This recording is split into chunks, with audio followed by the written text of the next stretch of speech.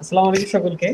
গুচ্ছ বিশ্ববিদ্যালয় ভর্তি প্রস্তুতি একটা আর মাত্র ১ সপ্তাহ পরে অর্থাৎ ২৮ তারিখে যদি আমরা গুচ্ছ ভর্তি মানে পরীক্ষা নিয়ে কথা বলি, তো আজকে খুবই গুরুত্বপূর্ণ একটি লাইভ সাথে আছে স্পিকার নিহন ভাই, যিনি কিনা বর্তমানে অধ্যয়নরত আছেন নোয়াখালী সায়েন্স অ্যান্ড টেকনোলজি ইউনিভার্সিটিতে। তো শুরুতেই ভাইয়ের পরিচয় থেকে শুরু করি। ভাই আপনি যদি আপনার পরিচয়টা দিয়ে শুরু করেন। আসসালামু আলাইকুম। আমার নাম ইফতেখার আলম সাকিব নিহন। আমি বর্তমান নোয়াখালী বিজ্ঞান প্রযুক্তি বিশ্ববিদ্যালয় সিএসটি ডিপার্টমেন্টে 18তম ব্যাচের শিক্ষার্থী।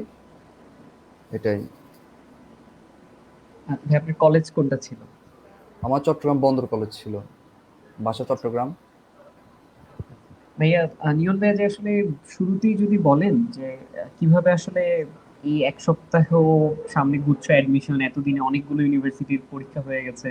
হুম, গুচ্ছ মূলত একটা টার্গেট থাকে, যারা দ্বিতীয় আরেকটা সুযোগ খোঁজে তাদের জন্য একটা বড় একটা এখানে সুযোগ থাকে। এতগুলো হুম। সিটের পরীক্ষা এবং এতগুলো ভার্সিটির পরীক্ষা একসাথে। তো ২৪টি বিশ্ববিদ্যালয়ের এরকম একটা ভর্তি যুদ্ধ। আপনার গল্পটা দিয়ে শুরু করেন যে আপনি আসলে কিভাবে নোয়াখালী সায়েন্স এন্ড টেকনোলজিতে এরকম একটা ভালো সাবজেক্ট নিয়ে এখন পড়াশোনা করছেন, আপনার অ্যাডমিশন জার্নিটা। আমি প্রথমত টেক্সটাইল ইঞ্জিনিয়ারিং কলেজে ছিলাম। আমার প্রথমবার পরীক্ষাতে আমি টেক্সটাইল ইঞ্জিনিয়ারিং কলেজে মানে অ্যাডমিশন নিয়েছিলাম। তারপর ওখানে ২-১ মাস ক্লাস করছিলাম। ক্লাস করার পর তারপর বাসায় চলে আসছি সেকেন্ড টাইম দেওয়ার জন্য। ক্লাস না করে বাসায় চলে আসছি।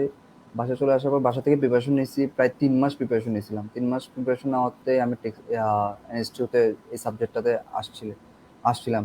তো আমার পরীক্ষার ১ সপ্তাহ আগে আমি বাড়তি কিছু পড়ি নাই। মানে পরীক্ষার ১ সপ্তাহ আগে আমি আগে পড়ছিলাম। এই ৩ মাসে আমি যতটুকু পড়ছিলাম অতটুকুই আমার জন্য এনাফ ছিল। অতটুকুই আমার জন্য যথেষ্ট ছিল যে এক ভালো একটা সাবজেক্ট পাওয়ার জন্য। তাই আমি বাড়তি কিছু এই ১ সপ্তাহে আমি বাড়তি কিছু পড়ি নাই। যতটুকু পড়ার প্রয়োজন ততটুকুই পড়ছিলাম। আচ্ছা ভাই, এখানে ওই টেক্সটাইল ইঞ্জিনিয়ারিং এর কথাটা বললেন তো, হুম। সেটা সম্পর্কে একটু অ্যাড করতেন। এবার মনে হয় গুচ্ছের পরে সেখানকার ভর্তি পরীক্ষার একটা বিষয় আছে। হ্যাঁ, টেক্সটাইল ইঞ্জিনিয়ারিং এ আপনার সেই টেক্সটাইল ইঞ্জিনিয়ারিং একটা ভালো অপশন হইতে পারে তো এইখানে। তো হ্যাঁ, অবশ্যই অবশ্যই গুচ্ছের যাদের পাশাপাশি এটাকে আপনি কিভাবে রিলেট করবেন প্রিপারেশনটা হ্যাঁ, মূলত? হ্যাঁ, এখন তো অনেকজন স্টুডেন্টই তো গুচ্ছতে পরীক্ষা দিবে। গুচ্ছতে তার সবাই হুম, আসবে না। তাই বেকার হুম। হিসেবে আমাদের ইয়া কৃষি আছে, তারপর আমাদের টেক্সটাইল আছে। এগুলো আমাদের মাথায় রাখা উচিত। কারণ টেক্সটাইলও আমাদের ফিউচার অনেক ভালো টেক্সটাইলের। কৃষির ফিউচার অনেক ভালো। এটা অনেক সময় হয় যে আমরা ওই অ্যাকচুয়াল ইনফরমেশন গুলো আমাদের কাছে থাকে না, যে টেক্সটাইল ইউনিভার্সিটি কতগুলো আছে, সেখানে একসাথে পরীক্ষা হয় কিনা, বা এখানে কি কি মানে কি পরীক্ষা দিতে হয়, এটা অনেক সময় দেখা যায় স্টুডেন্ট আমরা বুঝি না। তো আপনি এই বিষয়টা যদিও এখন অনেক লেট হয়ে গেছে, যারা জানে হয়তো খুব হুম, ভালোভাবেই জানে। তারপর আপনি টেক্সটাইল পরীক্ষাটা আপনি যদি গুচ্ছের আকারে দেখান, যে একটা স্টুডেন্ট সে গুচ্ছ অ্যাডমিশন দিল আজকে হুম। থেকে ১ সপ্তাহ পরে ২৮ তারিখে, সে এখন ওই টেক্সটাইলের জন্য সে কিভাবে ভাববে? কারণ সেই দিনই তো বলতে গেলে, ভাই আমি একটু দুঃখিত, আমার এখানে কারেন্ট চলে গেছে। আমি বুঝছি, জাস্ট বুঝছি। লাইটের একটু ব্যবস্থা করি। হ্যাঁ, আলোটা একটু কম যদিও। ঠিক আছে। হুম। সো এটা একটা বিষয় যে ওই টেক্সটাইলের পরীক্ষাটাতে সে গুচ্ছের পড়াশোনা নিয়ে যায়। সে আসলে সেখানে কিভাবে এক্সামটা দিবে অ্যাকচুয়ালি? গুড মানে টেক্সটাইলের পড়াশোনা হয়েছে টেক্সটাইলের অ্যাডমিশন ভার্সিটি টাইপেরই। এটা ইঞ্জিনিয়ারিং কলেজ হলেও ভার্সিটি টাইপের। যেমন আপনার যদি জিএসটি বা ভার্সিটি প্রিপারেশন নাও থাকে আপনি easily textile engineering college crack করতে পারবেন। তাই আমি বলবো যে আলাদা কোনো ডিফারেন্স নাই টেক্সটাইল ইঞ্জিনিয়ারিং কলেজ এবং গুচ্ছর মধ্যে। গুচ্ছ হুম, ভালো প্রিপারেশন থাকলে টেক্সটাইলের জন্য হয়ে যাবে। আচ্ছা। এই টেক্সটাইল ওভারঅল কতগুলো আছে, বা এখানে কেমন সুযোগ থাকে? টেক্সটাইল ইঞ্জিনিয়ারিং কলেজ মনে হয় ৯টা হয়েছে। নিউ অ্যাড পেয়েছে Sheikh Hasina textile engineering college, ওটা সহ ৯টা। তো টেক্সটাইল ইঞ্জিনিয়ারিং কলেজে আপনার মোট ২০০ নম্বরের পরীক্ষা হয়। তার হুম, তার মধ্যে ১২০ মানে ১০০টা এমসিকিউ থাকে। ১০০টা এমসিকিউ এর মধ্যে ৬০টা এমসিকিউ যদি থাকে সে একটা সিট পেতে পারে। আবার ওয়েটিং আচ্ছা। থেকেও অনেক নেয়। এটাই। আর প্রশ্ন যদি বলি physics, chemistry, math, higher math আর ইংলিশ এগুলাই। আর তেমনটা আর প্রশ্ন ভার্সিটি টাইপেরই হয়। আর প্রশ্ন অনেক রিপিট হয় টেক্সটাইল ইঞ্জিনিয়ারিং কলেজে প্রশ্ন। আচ্ছা, মানে সে যদি আগেকার কোশ্চেন ব্যাংক গুলো দেখে যেতে হ্যাঁ, পারে। হ্যাঁ, গত বছরের প্রশ্নগুলো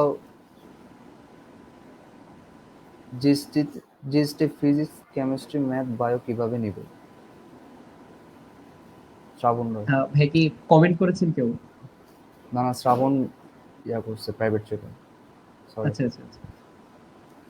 আর জিএসটির কথা বললে, GST physics chemistry math bio, জিএসটির ফিজিক্স কেমিস্ট্রি বলতে গেলে পুরো বই পড়া উচিত। ম্যাথও, আর ম্যাথ তো জিএসটির ম্যাথ তো অনেক হার্ড হয়, হুম এর জন্য স্টুডেন্টরা অনেক ভয় পায়, কিন্তু উচিত না ভয় পাওয়া। যেমন অনেকগুলো ইউনিভার্সিটি আছে, যেমন যশোর বিজ্ঞান প্রযুক্তি বিশ্ববিদ্যালয়, আর অনেক বিজ্ঞান প্রযুক্তি বিশ্ববিদ্যালয় আছে, শাহজালাল বিজ্ঞান প্রযুক্তি বিশ্ববিদ্যালয়, তারা ম্যাথের একটা কন্ডিশন দিয়ে রাখে যে ম্যাথ যদি না নেয়, ম্যাথ যদি এক্সাম না দেয়, ওদেরকে ইঞ্জিনিয়ারিং সাবজেক্টগুলো দিবে না। এমনকি শাহজালাল হুম। ইউনিভার্সিটিতে যদি ম্যাথ আনসার না করে ফার্মাসি ডিপার্টমেন্টও ভর্তি হওয়া যায় না। তো উচিত ম্যাথ আনসার করা, আর যদি ম্যাথ আনসার না করেও তো অন্যান্য ইউনিভার্সিটি আছে, যেমন জগন্নাথ ইউনিভার্সিটি আছে, নোয়াখালী বিজ্ঞান প্রযুক্তি বিশ্ববিদ্যালয় আছে, মাওলানা ভাসানী বিজ্ঞান প্রযুক্তি বিশ্ববিদ্যালয় আছে, এগুলো বিজ্ঞান জীববিজ্ঞান অনুষদে ভর্তি হওয়া যায়। আবার যেমন জগন্নাথ ইউনিভার্সিটি, আবার নোয়াখালী বিজ্ঞান প্রযুক্তি বিশ্ববিদ্যালয়, তারপর এই দুটো ইউনিভার্সিটিতে কোনো কন্ডিশন নাই যে বায়োলজি আনসার করতে হবে, হায়ার ম্যাথ আনসার করতে হবে, হায়ার ম্যাথ আনসার করলে এই সাবজেক্ট পাবে, এমন কোনো কন্ডিশন নাই। কিন্তু কন্ডিশন গতবার কন্ডিশন দিয়েছিল ইয়ার এইচএসসি সাবজেক্টের উপরে, যে এইচএসসিতে এই সাবজেক্টে এটা থাকা লাগবে, এই সাবজেক্টে এটা এটা থাকা লাগবে, এইচএসসি রেজাল্টের উপরে। এটাই। রেজাল্টের উপর একটা। হ্যাঁ, রেজাল্টের উপরে কতবার। আর ভাই ওভারঅল আরেকটা বিষয় থাকে, যারা সায়েন্স থেকে মুভ করতে চায়, এখন তো জিএসটি তে তো আলাদাভাবে কোনো ডি ইউনিট বা সি মানে ডি তো না কোনো অপশন নেই। তো না সেই ক্ষেত্রে তাদের ক্ষেত্রে ওই ম্যাথ দাগানোটা কেমন মনে হয়? আপনি যদি ওইটাতে আরেকটা মনে হয় ওই অ্যাপ্লাই করা লাগে যে আচ্ছা আমি এখন বিভাগ পরিবর্তনের জন্য হ্যাঁ ইউনিভার্সিটি ওয়াইজ অ্যাপ্লাই করব। তো তাদের ক্ষেত্রে হ্যাঁ, কি মার্কটাই ইম্পর্টেন্ট নাকি সাবজেক্ট ওয়াইজটাও দাগানোটা ইম্পর্টেন্ট? না না, এখানে হচ্ছে প্রতিটা ইউনিভার্সিটি, প্রতিটা অন্যান্য ডিপার্টমেন্ট, যে অন্যান্য ডিপার্টমেন্ট যেমন একটা স্টুডেন্ট সায়েন্স থেকে কমার্সে গেল বা আর্টসে গেল, আর্টসের হুম সাবজেক্টগুলোতে গেল, ওই সাবজেক্টগুলোর মধ্যে একটা ইয়া থাকে, আপনার সায়েন্সের স্টুডেন্টের জন্য একটা ইয়া থাকে, সিট থাকে, নির্ধারিত সিট থাকে। ওই হুম সিটের উপর ডিপেন্ড করে মার্ক। এখন ওই মনে করেন আমাদের এনএসটিউতে টিএচএম একটা বিভাগ আছে, টিএচএম এর হুম 15 জন স্টুডেন্ট সায়েন্সের নেয়। এই সায়েন্সের স্টুডেন্টের জন্য 15 জনের মধ্যে একটা মার্ক, মানে 15 জনের মধ্যে একটা কম্পিটিশন হয়, যে হুম। যার মার্ক বেশি সে ওই টিএচএম এ ভর্তি হইতে পারবে, এরকম। আহ, মানে এক বিভাগ পরিবর্তন করতে পারেন সায়েন্সের যে কোনো সাবজেক্ট, এখানে কোনো কন্ডিশন নেই যে আপনার ম্যাথ আনসার করতে হবে, বায়োলজি আনসার করতে হবে, এরকম না। শুধু এনএসটিউর জন্য। আর অন্যান্য ইউনিভার্সিটিতে বাংলা ইংলিশ আনসার করার প্রয়োজন হয়, যেমন আহ, ইসলামী ইউনিভার্সিটি, অন্যান্য ইউনিভার্সিটি আছে। আর ভাইয়া এমনিতে গুচ্ছের কথা যখন বলতে হয় তাহলে মূলত একটা বিষয় থাকে, যারা সেকেন্ড টাইমার থাকে, তো হ্যাঁ সেকেন্ড টাইমের পরে মনে হয় এখানে আর কোনো সুযোগ থাকছে না, যে এটাই তাদের জন্য শেষবারের মতো সুযোগ। তো তাদের ক্ষেত্রে কোনোভাবে আপনি কিভাবে তাদেরকে মোটিভেট করবেন, যদি এখন আসলে মোটিভেশনের কোনো সুযোগ নেই এই শেষ সময়? হুম। তারপরে আপনি মনে হয় আপনার জায়গা থেকে সেকেন্ড টাইমের অনুভূতিটা শেয়ার করতেন, বা কিভাবে এটাকে জয় করা যায় ভীতিটাকে, সেটা বলুন। সেকেন্ড টাইমের অনেক বড় এক্সাম্পল তো আমি বসেই আছি, আমি তো সেকেন্ড জি টাইম। জি। তো আমি সেকেন্ড টাইম দিয়ে তো এনএসটিউতে আসছি। ফার্স্ট টাইম আমি ডমটেকে ছিলাম, ডক্টর অজিত মেটেক্স ইঞ্জিনিয়ারিং কলেজ। আর সেকেন্ড টাইম আমি এনএসটিউতে আসছি। আমি বেশি প্রিপারেশন নিই না, আমি অনলি মানে শুধু 3 মাস প্রিপারেশন নিয়েছি। আর 3 মাস প্রিপারেশনে আলহামদুলিল্লাহ আমি এনএসটিউতে একটা ভালো সাবজেক্ট পাইছি। এমন সময় আমি খালি রিভিশন দিছি আর এক্সাম দিছি। ভার্সিটিতে এমন সময়, ভার্সিটি অ্যাডমিশন কোচিংগুলোতে এমন সময় এক্সাম হইতো, প্রচুর এক্সাম দিছি আর বারবার রিভিশন দিছি। এমন সময় যে রিভিশন, এখন বাড়তি কিছু পড়ার সময় নেই। এখন হাতে আছে প্রায় 1 সপ্তাহ। এক সপ্তাহ? হ্যাঁ, 1 সপ্তাহ। 1 সপ্তাহে এক সপ্তাহে ওই রিভিশন দেওয়ার জন্য যথেষ্ট। আর ভার্সিটিতে একটা ভালো রেজাল্ট করার জন্য, একটা ভালো মার্ক আনার জন্য ওইটাই যথেষ্ট। তাই বলবো, এখন বাড়তি কিছু না পড়ার জন্য যতটুকু প্রিপারেশন নিছে, যতটুকু পড়া হয়েছে ততটুকুই হুম, দরকার, এটাই। বুঝতে পারছি। আর ওভারঅল যদি জিএসটি ক্র্যাক করার আপনার কোনো হিডেন কোনো ট্রিক্স আছে কিনা, যে আচ্ছা এই প্রিপারেশনের বাইরেও জিএসটি তে এক্সাম হলের কথা যদি বলেন? হিডেন কোনো ট্রিক্স বা হিডেন কোনো ট্রিক্স নাই। সবারই নিজস্ব একটা ন্যাচারাল ট্যালেন্ট আছে। ও হ্যাঁ, যে যতটুক পরিশ্রম করতে পারবে সেই টিকবে। এটা পরিশ্রমীরাই সফল হবে, পরিশ্রমীরাই সফল হবে। তাই জন্য বুঝতে পরিশ্রম পারছি। করা প্রয়োজন। এই আর কি। তো এই ছিল। আর যদি ভাই টেক্সটাইলের ব্যাপারে আর যদি কিছু বলতেন, যে টেক্সটাইল ইঞ্জিনিয়ারিং এ কোনো বিষয় নিয়ে আপনি সেই সময় যতটুকু পড়াশোনা করেছেন সেই জায়গা থেকে? টেক্সটাইল ইঞ্জিনিয়ারিং এর জন্য পড়াশোনা আমি ভার্সিটির জন্য যতটুকু পড়ছিলাম, টেক্সটাইল ইঞ্জিনিয়ারিং এর জন্য ততটুকু পড়ছিলাম। টেক্সটাইল ইঞ্জিনিয়ারিং এর এমন এমন অনেক কোশ্চেন আছে যেগুলো ক্যালকুলেটরে সলভ করতে একটু, ক্যালকুলেটর ছাড়া সলভ করতে অনেক একটু হার্ড হয়ে যায়, তাও ক্যালকুলেটর ইউজ করা যায় না। তা আমি বলবো যে হুম, বাসা বেশি বেশি প্র্যাকটিস করতে, ম্যাথ আর ফিজিক্স এগুলা যেগুলা খাতায় প্র্যাকটিস করতে হবে। এমন না হয় সম্ভব না যে অনেক, যেমন প্রশ্নটা আমি, আমাকে একটা প্রশ্ন দিলাম আমি এটা পারি, কিন্তু আমি সলভ করতে পারতেছি না, কারণ হুম। আমি ক্যালকুলেশন করতে পারতেছি না। এটার জন্য উচিত আমাদের বাসায় বেশি বেশি করে ম্যাথ ক্যালকুলেশন করা, বা ক্যালকুলেশন, হাতে ক্যালকুলেশন প্র্যাকটিস করা, এটাই। ওভারঅল টেক্সটাইল ইঞ্জিনিয়ারিং এর এনভায়রনমেন্টটা কেমন আসলে সেখানকার? প্রতিটা টেক্সটাইল অনেকে হুম, হুম, প্রতিটা টেক্সটাইল ইঞ্জিনিয়ারিং কলেজ অনেক সুন্দর, অনেক গোছানো। যেমন পুরানো টেক্সটাইল ইঞ্জিনিয়ারিং কলেজগুলো, যেমন পাবনা, চট্টগ্রামে যে টেক্সটাইল ইঞ্জিনিয়ারিং কলেজগুলো আছে এগুলো অনেক পুরানো, কিন্তু যেগুলো হুম, নতুন হচ্ছে সেগুলোর পরিবেশ অনেক ভালো, হলের ফ্যাসিলিটিস অনেক ভালো, হুম। পড়াশোনার পরিবেশ অনেক ভালো। সেক্ষেত্রে স্টুডেন্টদের খুব খুব বেশি একটা ধারণা থাকে না এটা নিয়ে। এখন একটা বিষয় থাকে যে আচ্ছা আমি ভার্সিটিতে হয় নাই, জিএসটি তে তো সবার হবে না, এটা স্বাভাবিক কথা। হ্যাঁ, এর বাইরে টেক্সটাইল ইঞ্জিনিয়ারিং যে একটা ভালো অপশন, এটা আসলে আপনি বাকিদেরকে কিভাবে বলবেন? বা যদি আপনাকে বলতে বলা হয় যে ভাই একটু বুঝাই বলেন যে এটাও তোমার এখ- একটা ক্যারিয়ারের একটা ভালো অপশন হতে পারে। এখন বাংলাদেশে সবচেয়ে বড় আয়ের একটা উৎস হলো শিল্প খাত। হুম, বাংলাদেশের শিল্প খাতের শিল্প খাত আগাবে, পিছাবে না। তা আমি বলবো হুম, যে বাংলাদেশের টেক্সটাইলের কোনো সমস্যা, টেক্সটাইল সেক্টরের জব নিয়ে কোনো সমস্যা নেই, ফিউচার অনেক ভালো। তাই উচিত স্টুডেন্টদের ব্যাকআপ হিসেবে জিএসটি পাশাপাশি টেক্সটাইল রাখা উচিত, টেক্সটাইল প্রিপারেশন নেওয়া উচিত। জিএসটিতে না হইলে হতাশ হওয়ার কিছু নেই, এখনো টেক্সটাইল আছে, হুম। এখনো কৃষি আছে, ওগুলাতে লক্ষ্য রেখে আগাইতে হবে, এটাই। এটাই হয় আমাদের আসলে ভাই, মনে হয় স্টুডেন্টদের এই লং রানে সাফার করতে হয় যে এতটুকু ধৈর্য থাকে না আমাদের, একটাতে হয় না, তো আমরা ব্যর্থতাকে সহজে মেনে হুম, নিতে পারি না, এটাই একটা আহ, ব্যর্থ হওয়া যাবে না।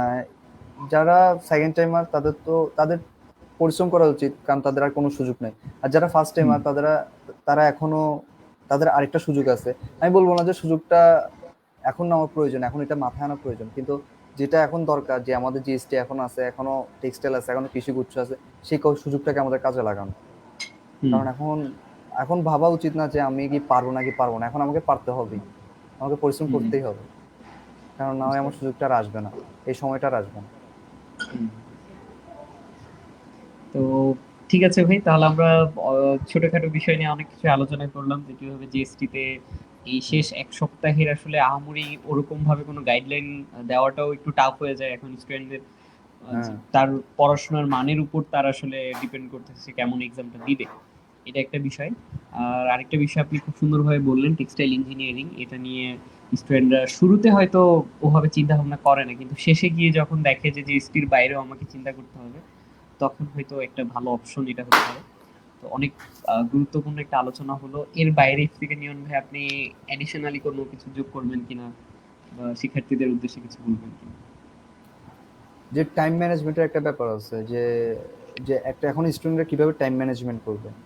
হুম, এখন টাইম ম্যানেজমেন্ট, আমি বলতে গেলে যে এখন টাইম ম্যানেজমেন্ট বলতে কিছু নেই, যখন যা ওর যে সাবজেক্ট পড়তে ইচ্ছা করবে তখন সেই সাবজেক্ট পড়ুক। হুম, এখন আমি রুটিন করে করে পড়বো, রুটিন করে করে আসলে পড়া হয় না। এখন আমার ফিজিক্স পুরো বই রিভিশন দেওয়া প্রয়োজন, আমি পুরো পুরো ফিজিক্স বই রিভিশন দিব। আমার এখন কেমিস্ট্রি পুরো বই রিভিশন দেওয়ার প্রয়োজন, আমি এখন কেমিস্ট্রি পুরো বই রিভিশন দিব। বায়োলজি হুম, প্রয়োজন, বায়োলজি দিব। এখন টাইম ম্যানেজমেন্টটা যদি আপনি তাও বলে, আমি দিনে আমি দিনে ইজিলি 18 ঘন্টা, 17 থেকে 18 ঘন্টা পড়তাম, আর হুম, বাকি ঘন্টা ঘুমাইতাম, এগুলাই। আর যদি এক্সাম হলের কথা বলে, এক্সাম হলে যাই, যে আমরা যে নার্ভাস হয়ে যাই, সেই নার্ভাসটা হওয়া যাবে না। যেমন অনেক ম্যাথ, যেমন জিএসটি কোশ্চেনের প্যাটার্ন এতটা ভালো না, যে অনেক গ্যাপ কম থাকে, যে ও রাফ করতে পারে না, হুম। সে প্রবলেমটাও ফেস করতে পারে। তাই জন্য আমি বলবো যে এক্সাম হলে নার্ভাস হওয়া যাবে না, নার্ভাস হলেই সমস্যা। এখন নার্ভাস হইলে ও ম্যাথ, ইজি ইজি ম্যাথ যেগুলো সলভ করতে পারবে না, আর একটা ম্যাথের ভিতরে মনে হয় আরেকটা ম্যাথ ঢুকে থাকে, যার কারণে ও পারে হুম। কিন্তু মানে দেখে না, চোখে পড়ে না। তাই জন্য আমি বলবো প্রশ্নটা ভালো করে পড়তে, আর প্রশ্নটা বুঝে বুঝে পড়তে, কারণ প্রশ্ন প্যাটার্ন একদম অনেক খারাপ। মানে আমি প্রশ্ন একটা মাত জিনিস বলতে চাই যে ওই হ্যাঁ, আমাদের যেমন বলতে গেলে আমি যেমন ডি ইউনিট এক্সাম দিছিলাম, তো একটা হ্যাঁ, প্যাটার্ন আমি খেয়াল করা যায় কিন্তু হ্যাঁ আপনাদের জিএসটির ব্যাপারে বলতে গেলে যদি বলা হ্যাঁ যায় হয়েছে মাত্র 2বার এক্সাম, তার হ্যাঁ মধ্যে আবার এক এক ভার্সিটি এক এক ভাবে এক্সামটা মানে কোশ্চেনটা করে।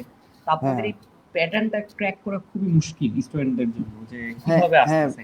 হ্যাঁ কোশ্চেন প্যাটার্ন এক এক সময় এক এক রকম হয়। যেমন হুম কোনো হুম সময় বিজ্ঞান প্রযুক্তি বিশ্ববিদ্যালয় প্রশ্ন করে, কোনো সময় নর্মাল ভার্সিটি প্রশ্ন করে, এটা সমস্যা হয়ে যায়।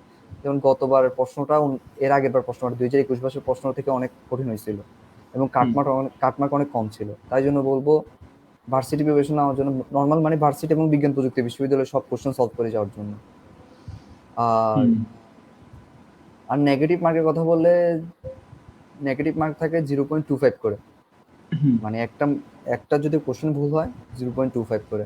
তাই ওইটা মাথা রেখে আগে দাগাইতে হবে, কারণ 100টা প্রশ্নের মধ্যে 100টা তো কেউ পারে না। পারে হুম 90 থেকে, হাইস্ট গেলে 90টাই দাগাইছি, আমি 90টাই দাগাইছি। 90টা দাগানোর মধ্যে আমার একটা ভালো মার্ক আসছে, আমি এনএসটিতে সিএসটি ডিপার্টমেন্টে আসছি। এরকম করে একটা আমাকে মনে রাখতে হবে যে মানে মাথায় একটা রাখতে হবে যে আমি এমন কয়েকটা দাগাবো যেগুলো হবেই, হুম। না হয়ে একটা ভালো মার্ক পেতে কষ্ট হয়ে যায়, শিওর হয়ে দাঁড়াইতে হয়। আর লাস্ট টাইম প্রিপারেশনের কথা বললে, এখন রিভিশনের সময়। এখন তোমার বাড়তে কিছু, যেমন আমি এখন যদি অন্য একটা টপিক নিয়ে বসি তাহলে আমার রিভিশনের ক্ষতি হবে। হুম আমি নতুন কিছু পড়তে চাইলে আমি এক্সাম হলে যাবো, এক্সাম হলে আমি মানে পুরনো যে পড়াগুলো সেগুলো পারবো না, নতুন যেগুলো পড়ছি সেগুলো পারবো না। তাই আমার হুম। উচিত পুরনো যে পড়াগুলো পড়ছি আমি সেগুলো রিভিশন করা, বাড়তি কিছু না পড়া বা নিউ কিছু না পড়া, এটাই।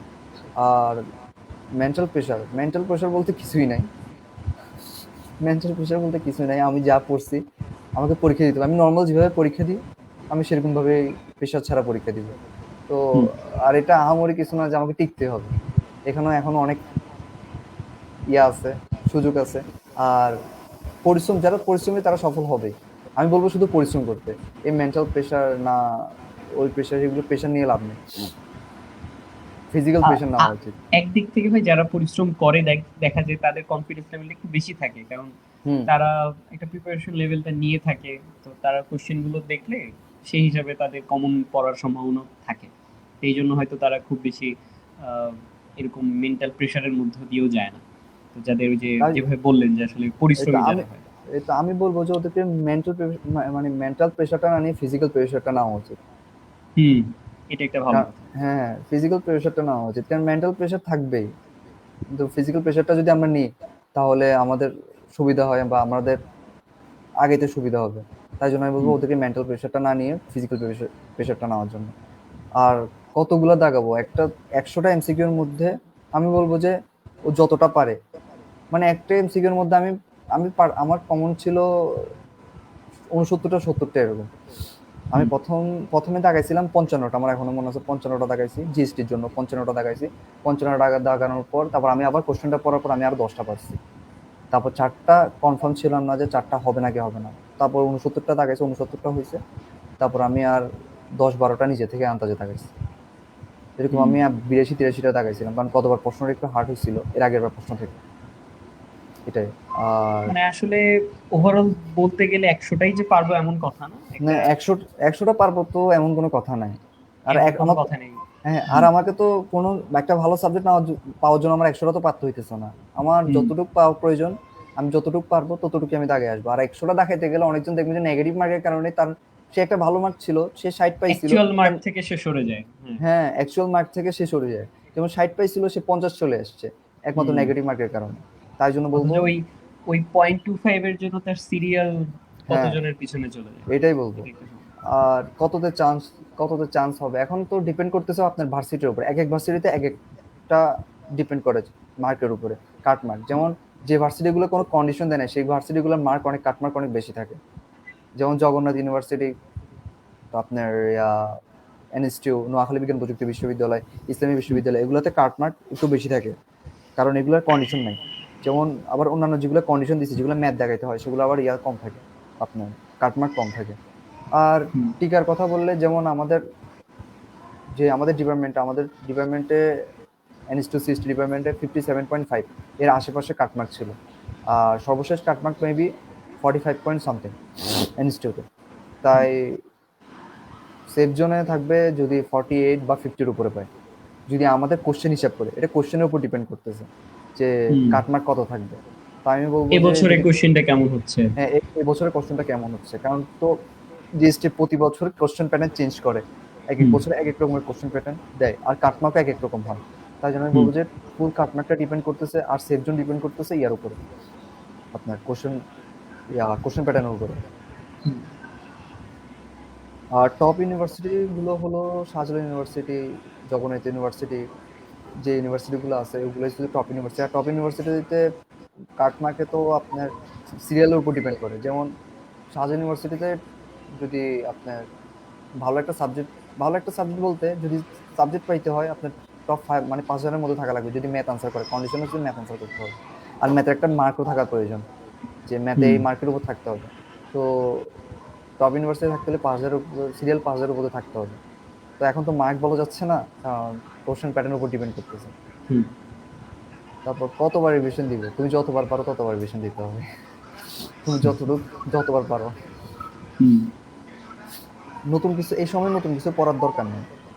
আমি মনে করি এই সময় যা আগে পড়ছে, আর মাত্র হাতে 1 সপ্তাহ আছে, আগে অনেক পড়ছো, অনেক হিউজ টাইম পাইছো, ওই টাইমে গুলো যা যা পড়ছো এখন তাড়াতাড়ি পড়ো।